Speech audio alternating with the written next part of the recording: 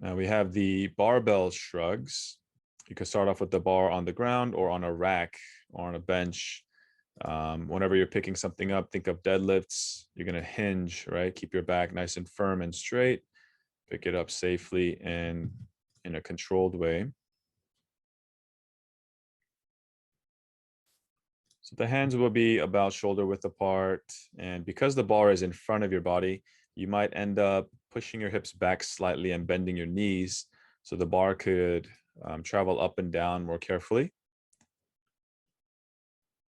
But the same technique goes. So chest is up, shoulders back, eyes forward, neck is straight.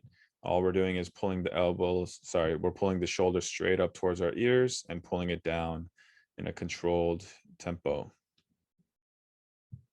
So my knees are a little bit bent. My hips are a little bit back because the bar is right in front of my thigh.